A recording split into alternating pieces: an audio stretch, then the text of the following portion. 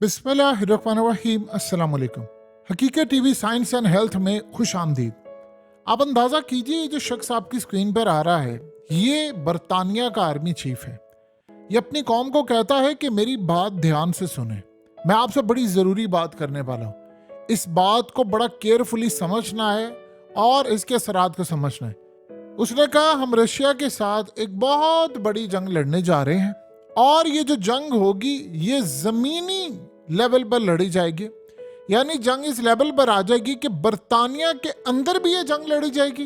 यानी लंदन की सड़कों पर हो या कहीं जगह पर हो, लैंड पर हो, रशिया में हो या कहीं भी हो, हमें वहां पर जाकर हमला करना है या यहां पर हमला होगा, ये लड़ाई लड़ी जाएगी। हमारे पास फौज की कमी है, जितनी फौज हमें चाहिए उतनी फौज है नहीं। तो तमाम शहरियों को, जितनी अहम तरीन लोग जो हैं वो इस बात को समझ सकते हो, समझे। हमें बड़ी तादाद में शहरियों को असला देना पड़ेगा, इनको मिलिट्री ट्रेनिंग देनी पड़ेगी, क्योंकि इस वक्त जो सूरत हाल पैदा हो गई है वो रशिया के साथ जब हम लड़ाई में कूदेंगे तो पूरी कौम को पता होना चाहिए कि वो हथियार कैसे चलाना है, फौजी ट्रेनिंग ले, लड़ाई कैसे करनी है, सब कुछ है। आप अंदाजा करें कि जब आर्मी चीफ उठकर ये बात कहता है तो उसका क्या मतलब होता है। इसका मतलब है कि उसके पीछे एक तवील दास्तान है और उसने कहा है कि हालात जो 1939 में हो गए थे एग्जैक्टली वही हो गए। यानी 1939 में क्या था, दूसरी जंग अजीम छिड़ी थी और उसके बाद 6 साल वो रही थी। उसने कहा एग्जैक्टली वही हो गए। अब असल में कहानी ये है कि इन्होंने देखा है इजराइल का अंजाम। इनको ये बात अच्छी तरह पता है कि रूस ने अब काम ये करना है कि एक तरफ उसने यूक्रेन में विक्ट्री डिक्लेयर करनी है और उस चक्कर में उसने करना बड़ा हमला। ये सारे तैयार हैं। अब आप सोचें, नेटो का चीफ हो, ये हो, ये सारे कर क्या रहे हैं। राशन तैयार रखें, सामान लेकर रखें, फौजी ट्रेनिंग लें, हथियार लेकर रखें, कौम तैयार रहे, मिसाइल तैयार हैं, मिसाइल डिप्लॉय। यानी आप अंदाज़ा करें, इनको अंदाज़ा है कि हम किस तरह जा रहे हैं, क्योंकि पूरी दुनिया में इन्होंने बचाना है इसराइल को। ये देख रहे हैं कि जिस तरह हमास एक फौज नहीं है, एक ताकत थी और उन्होंने आकर इजराइल की फौज को उखाड़ पिछाड़ किया। उसने कहा कि पुतिन ने असल में मामला तय किए हुए मुस्लिम कंट्रीज के साथ, और पुतिन ने हालिया ये बात कही थी कि आ जाए मेरे साथ लड़ने के लिए, जो आएगा मैं उसको नेशनैलिटी दूंगा, पैसा दूंगा, सब दूंगा, उसके घर वालों को पासपोर्ट दूंगा, होटल देंगे, सारी चीजें देंगे। अब ये जब सूरत हाल पैदा हो जाती है किसी भी मुल्क के अंदर, तो बस आप ये समझ लीजिए कि वहां पर जंग कंफर्म है और होकर रहेगी।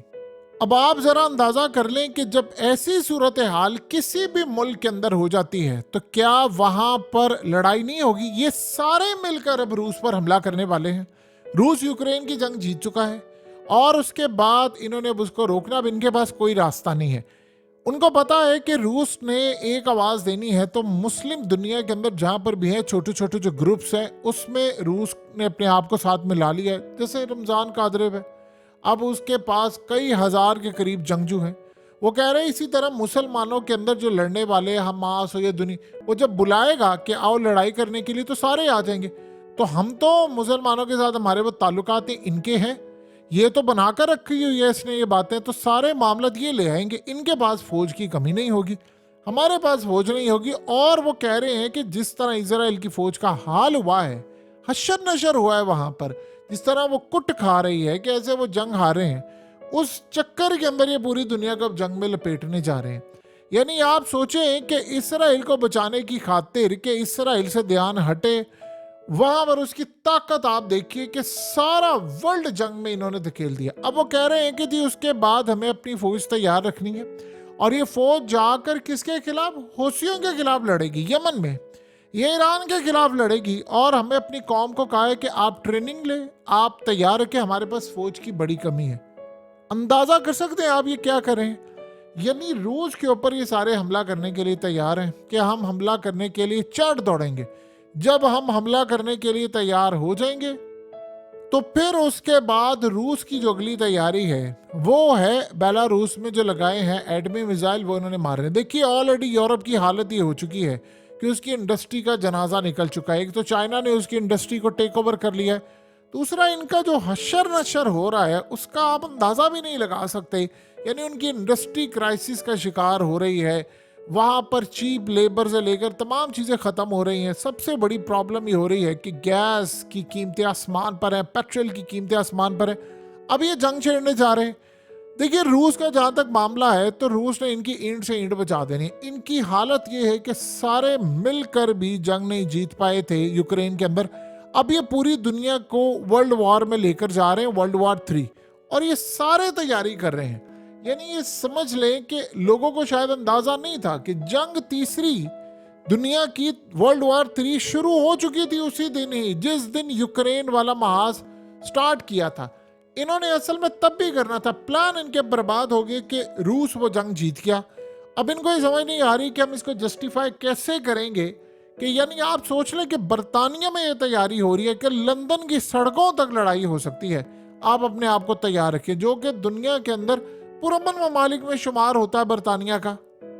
उधर आप देख लें कि नेटो का चीफ, नेटो सारी, वो कह रहे हैं जी 3 लाख के करीब फौज तैयार करें, हमने लड़ाई करनी है। और हम लड़ाई करने के लिए जा रहे हैं। कहाँ पर लड़ाई करनी है?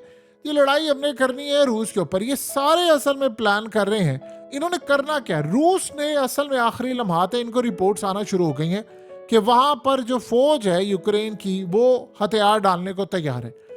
प्यूटिन ने एक स्ट्रेटजी पूरी बनाई है, उसे अपनी फौज को रखा हुआ है कि एक उन्होंने करना, अचानक आपको खबर मिलेगी रात को, सुबह, किसी भी वक्त, कि रूस ने एक बहुत बड़ा यूक्रेन में हमला कर दिया है।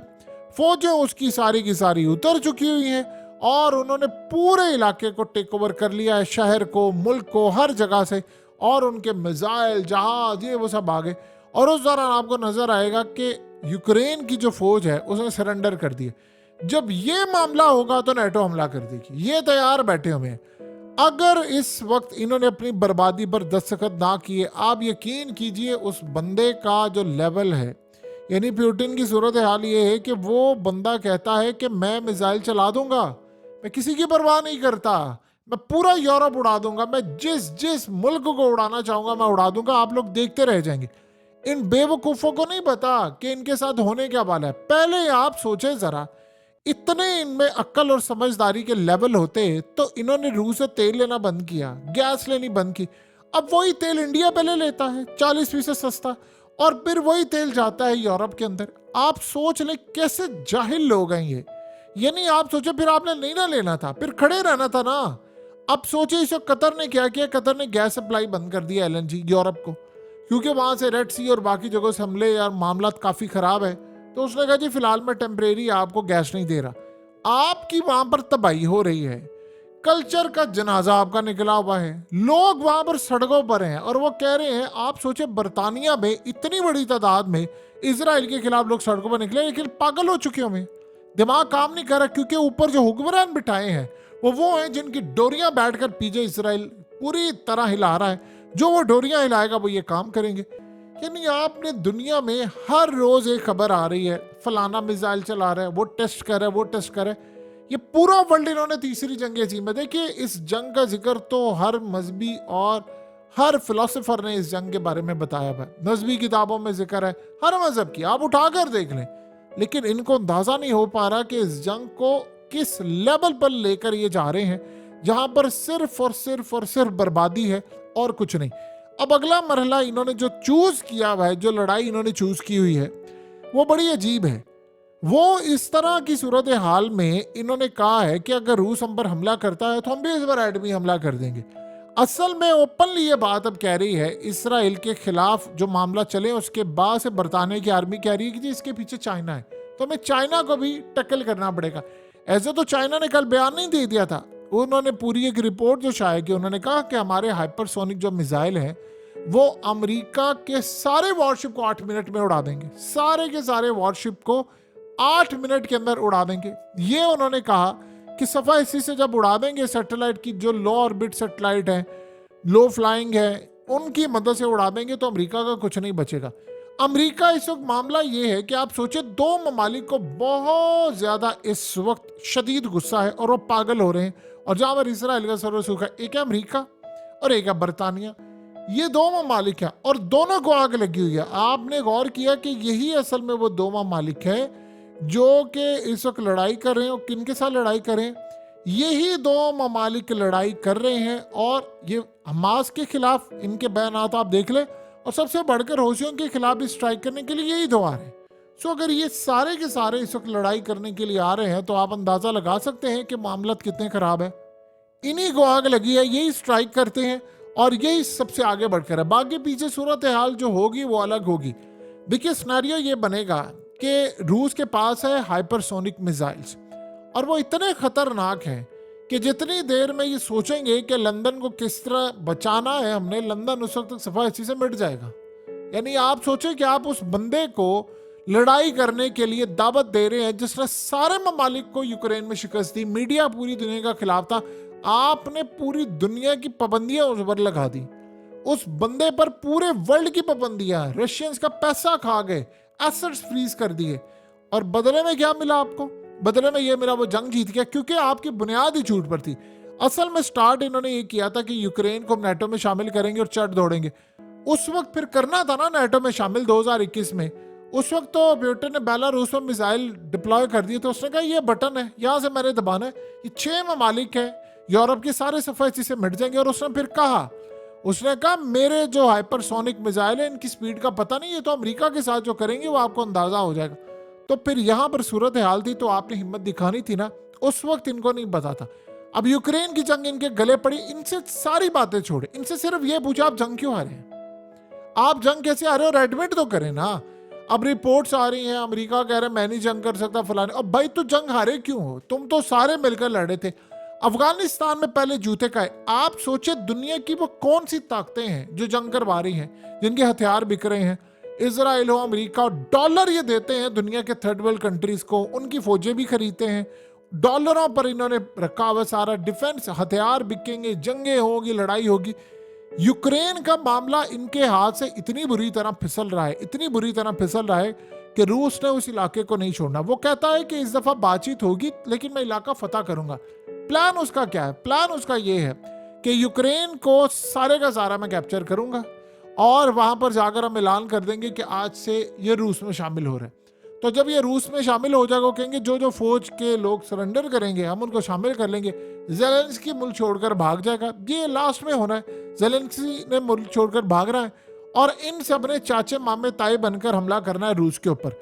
रूस ने सारे मिसाइल बेलारूस में रखे हुए हैं और सबका रुख यूरोप की जानिब है। बर्तानिया को अंदाजा नहीं है कि साइबर हमले कितने होने हैं इन पर, और सबसे बढ़कर जो इन पर हमले होने वो है ईएमपी। ये असल में सारे तकब्बुर में थे, हमारे मिसाइलों की रेंज या फलाना। हरा लिया आपने रूस को, कितनी दफा आपने पिछले 3 सालों में कहा आज रूस की इतनी तबाही हो गई, आज ये हो गया, इतने फौज मारे गए, ये हो गया, उनकी फौजें लड़ने से इनकार कर दिया। किधर हो तुम्हारी विक्ट्री? तुमसे लड़ाई हो नहीं पा रही। और इस वक्त हालत ये हो चुकी है कि अमेरिका, असल फसाद की जड़ जो है वो पूरी दुनिया के अंदर वो अमेरिका है। अमेरिका असल फसाद की जड़ है। देखिए सबसे बड़ी बात ये होती है कि जिस मुल्क के अंदर इस्टेब्लिशमेंट मजबूत होती है और सियासतदान कठपुतली होते हैं, उस मुल्क के अंदर बर्बादी होती है, और वो होनी है, और आज नहीं तो कल होनी है। आप सोचे जरा अमेरिका में क्या है, जो बाइडेन, उस बंदे की औकात ही नहीं है, वो 80 साल का बाबा क्यों बैठकर पीछे सारी स्टैब्लिशमेंट मुल्क चला रही है और उसको आगे लगाया हुआ है वो जी फैसले कर लेंगे, वो कर लेंगे। ये लड़ाई इन्होंने कर ली थी इसराइल से, इसराइल को पड़ गई कुट। अफगानिस्तान में भी तो आए थे ना, अफगानिस्तान में आने के बाद प्लान था पाकिस्तान और फलाना, उसके बाद क्या हुआ फिर देख लें सूरत हाल। हमने इनकी जंग में जाकर गलती की, हमने जो भुगता वो आप सबके सामने है। तो करते करते अब सूरत हाल थी कि अमेरिका की सबसे बड़ी गलती ये थी कि उसने पूरी दुनिया को समझा कि इसके बाप की कॉलोनी है, और उस चक्कर में आज देख लें यमन के सामने अमेरिका खड़ा नहीं हो सकता, ये उसका लेवल हो चुका है। और रूस के सामने खड़े हो जाएंगे, सवाल ही पैदा नहीं होता। रूस आज जितना मजबूत है वो 2021 में मजबूत नहीं था जब यूक्रेन की जंग, उनको पता है इनको जंग कैसे हरानी है। अब ये सारे आ रहे हैं लड़ने के लिए और सारे अलम लेकर खड़े होंगे कि हमने लड़ाई करनी है, और एक बहुत बड़ा हमला इन्होंने तैयार करके रखा है। लेकिन इनके बदले और इनकी तमाम जो चीजें हैं, इनको पता नहीं इन पर, इनके इलेक्ट्रिक ग्रिड पर हमला होना है, इनके सैटेलाइट तबाह होंगे। असल चीज ये होगी, आप देखेंगे सैटेलाइट तबाह कर देंगे। रूस को ये उकसा रहे हैं। वो बंदा पुतिन, उसके बारे में आप समझ लें, वो कहता है कि अगर हमारी ज़मीन के ऊपर किसी ने हमला किया तो मैं उसको सफ़ास्ती से मिटा दूंगा। मैं परवाह नहीं करूंगा कि दुनिया में क्या होगा क्या नहीं। जंग होगी ना, तुम हमें मिटाने के लिए आ रहे हो, फिर तुम भी नहीं रहोगे और हम भी नहीं रहेंगे।